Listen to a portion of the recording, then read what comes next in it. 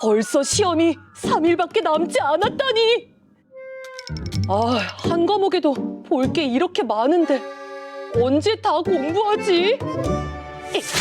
교과서는 다 아니까 프린트물에 집중하자! 이번엔 볼 게 더 많잖아! 어차피 시험에 다 나오진 않겠지! 시험이 코앞인데 공부할 게 많아서 잠을 잘 수가 없네. 이럴 때 꼭 필요한 게 단권화라고 했지?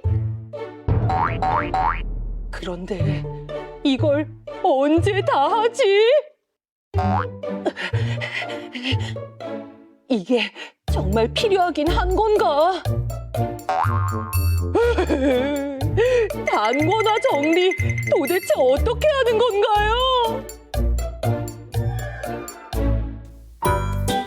안녕하세요 여러분, EBS가 알려주는 친절한 공부법 공부의 기술 교사 조은입니다.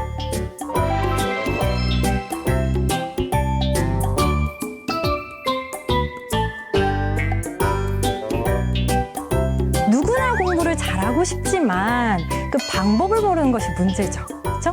특히 학년이 올라갈수록 개념은 더 많아지고 그 깊이는 깊어지기 때문에 효과적인 공부법을 찾는 학생들이 많을 것 같은데요. 오늘은 그 중에서도 다수의 선배들이 추천하는 방법, 바로 단권화에 대해서 알아보도록 하겠습니다. 오늘 이 시간 저와 함께 해주실 선생님은요, 신영철 선생님이십니다. 선생님 안녕하세요. 안녕하세요. 현실적인 학습법을 콕콕 짚어드리도록 하겠습니다. EBS 과학탐구 영역의 신영철입니다.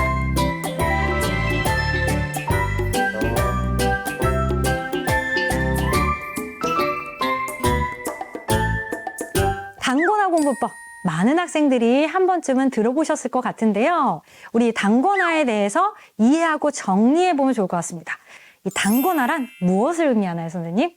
일단 말 그대로 본인이 학습한 내용을 한 권으로 만드는 그런 작업들을 의미하게 되는데요. 그게 두 가지로 나눌 수가 있습니다. 개념을 단권화하는 것이 있고, 그리고 문항을 단권화하는 것이 있어요. 그러니까 본인이 학습한 내용을 소중하게 잘 모아서 단권화를 하면 시험장에서 아주 요긴하게 쓸 수 있는 무기가 되니까 꼭 명심하시기 바랍니다. 그러니까 교과서나 참고서에서 본인이 공부한 내용을 한 권으로 정리하는 것을 단권화로 정의해 볼 수 있겠네요. 그렇죠.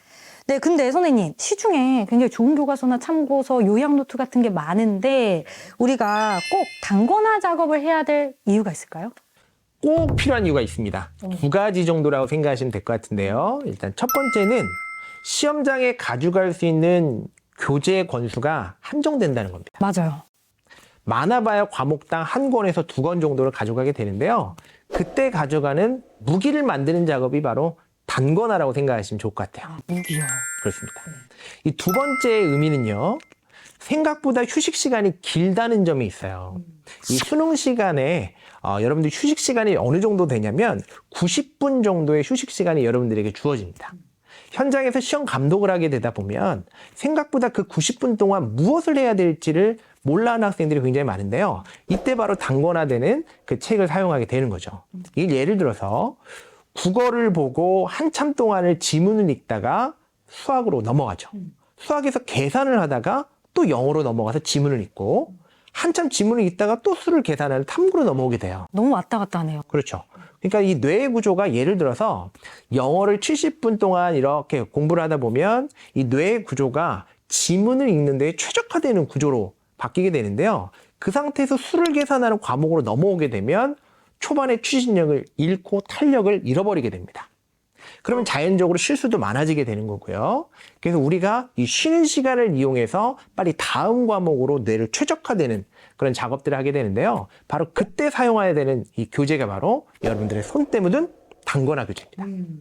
맞아요. 선생님 말씀하신 것처럼 생각보다 쉬는 시간이 길어요. 그렇죠. 각 과목 전에 20분이 있고 또 수학과 영어 사이에는 50분이라는 시간이 있기 때문에 결코 짧지 않은 시간이거든요. 그렇죠. 이 시간 동안 선생님 말씀하신 대로 단권화를 보면 아주 효과적인 방법이 될 것 같습니다.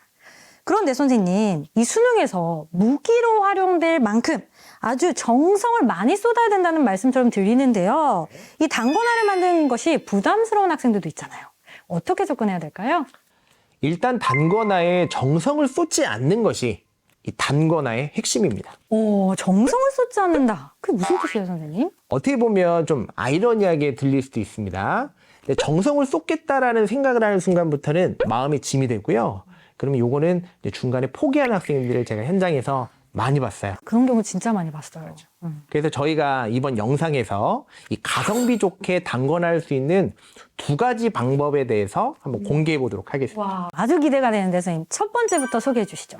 이 첫 번째는요, 여러분들의 시험지를 오리지 않고 편집하지 않고 그대로 모으는 겁니다. 시험지를 자르지 말고 그대로 모아야 한다. 그 이유가 뭘까요? 시험지를 이쁘게 자르고 오려야 마음이 편한 학생들이 좀 있을 겁니다. 아, 그게 전데요, 선생님? 제가 녹화 전에 들었습니다. 아, 제가 그래서 너무 찔렸잖아요. 그런데 이 시험지, 더러워진 시험지는요, 시험장 그날의 블랙박스 역할을 한다는 걸 꼭 기억하셔야 돼요. 근데 이걸 자르고 편집하는 순간부터는 이 블랙박스의 역할이 사라지게 되는 겁니다. 우리가 좋은 점수가 나오지 않는 이유를 다시 한번 반출해보면 어려운 문항들을 못 풀어내기 때문이 아니에요. 빨리 풀어야 되는 문항들을 오래 걸려서 맞추기 때문에 시간 확보가 안 되고 뒤에 있는 문제들에 영향을 주게 되는 거죠. 그러니까 자기가 이 문항을 어떻게 접근을 시작했고 왜 오래 걸렸는지 그 내용들을 시험지에 그냥 기록을 하는 겁니다. 그리고 그냥 반으로 접어서 그 상태로 모으는 거죠.